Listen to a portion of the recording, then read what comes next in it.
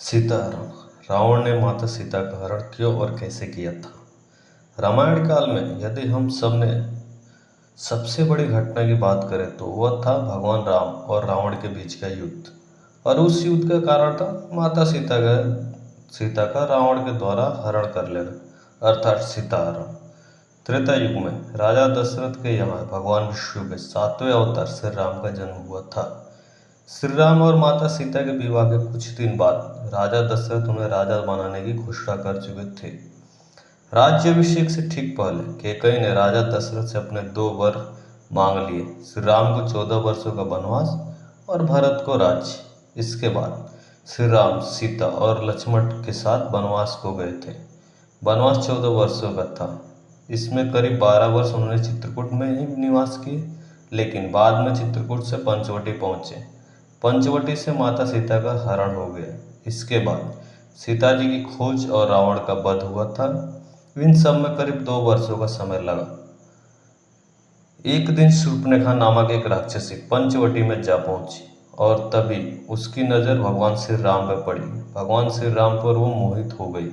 शूर्पणखा ने अपना रूप बदला और एक सुंदर युवती बन गई और श्री राम के पास अपने विवाह का प्रस्ताव लेकर चली गई। श्री राम ने उस राक्षसी को कहा कि वे विवाहित थे और सीता जी को दिखाते हुए उन्होंने बताया कि वे उनकी पत्नी है।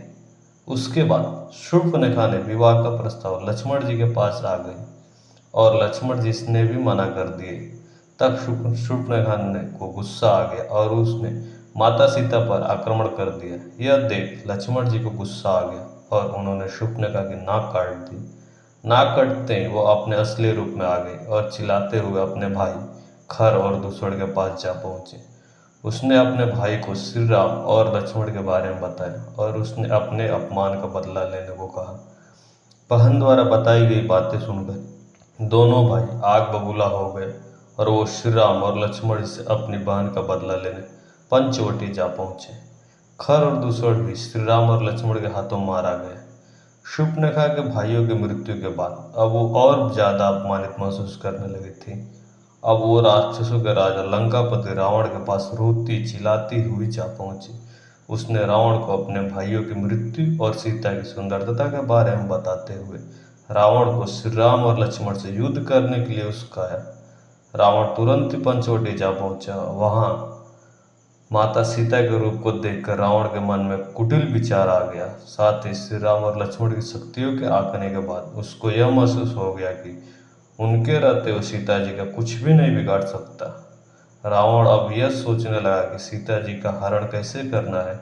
रावण अपने बनाए गए रणनीति में सफल होने के लिए राक्षस मारीच के पास जा पहुंचा। रावण जानता था कि मारीच ने तप द्वारा कुछ ऐसी शक्तियां प्राप्त कर ली है जिससे मन चाहा स्वरूप आसानी से धारण कर सकता है।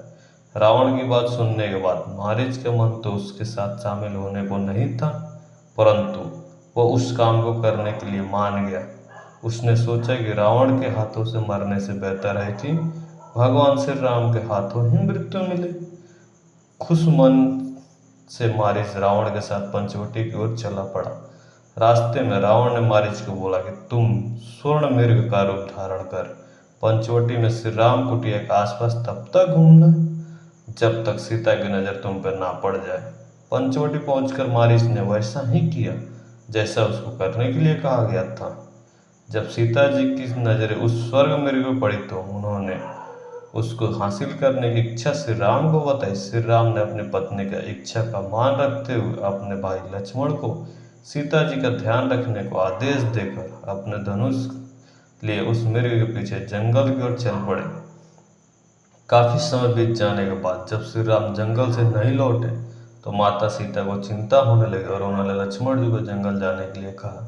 इधर मारीच ने स्वर्ण रूप मृग के रूप में श्री राम को बहुत देर तक घुमाया। अंत में जब श्री राम को लगा कि वे उस मृग को पकड़ सकते हैं तब उन्होंने उस पर बाण चला दी। मृग की मृत्यु अब उससे ज्यादा दूर नहीं थी और इस वजह से वो मरते मरते श्री राम की आवाज में चिल्लाया, हे सीते, हे लक्ष्मण। सीता जी ने जैसे ही श्री राम की आवाज सुनी उनका मन और भयभीत हो गया और वो गुस्से से लक्ष्मण जी को जंगल जाने को बोली। लक्ष्मण जी को विश्वास था कि श्री राम को कुछ नहीं हुआ होगा, परंतु सीता जी के कहने पर वो श्री राम को देखने के लिए जंगल में जाने के लिए राजी हो गए। परंतु जाने से पहले उन्होंने कुटिया के चारों ओर एक रेखा खींची, जिसको लक्ष्मण रेखा कहा गया। जंगल की ओर जाते समय लक्ष्मण जी ने माता सीता से बोले, चाहे कितनी भी बड़ी आपदा क्यों ना आ जाए, आप इस रेखा के अंदर ही रहे जब तक वो श्री राम के साथ जंगल से वापस ना आ जाए। इतनी देर से रावण इस वक्त का इंतजार में बैठा था कि कब सीता जी अकेले हों। मौका मिलते ही उसने तुरंत एक भिक्षुक का वेश अपनाया और भिक्षा मांगने के बहाने कुटिया के बाहर जा खड़ा हुआ। आवाज़ सुनकर सीता जी भिक्षा देने के लिए बाहर आई और भिक्षा देने के लिए उन्होंने लक्ष्मण द्वारा बनाए हुए लक्ष्मण रेखा को पार कर लिया। रावण यह देखकर बहुत ही खुश हुआ और वो अपने असली रूप में आकर सीता जी को खींचते हुए पुष्पक विमान की ओर ले जाने लगा। पहले तो सीता जी को कुछ समझ में नहीं आया यहाँ की आखिर उनके साथ हो क्या रहा है, परंतु जब उन्हें यह समझ में आया तो उन्होंने अपना आभूषण जमीन पर गिराने आरंभ कर दिए, ताकि श्री राम जब उनकी तलाश में आए तो उनको सीता जी के आभूषण देकर उन तक पहुंचने का मार्ग ज्ञात हो सके।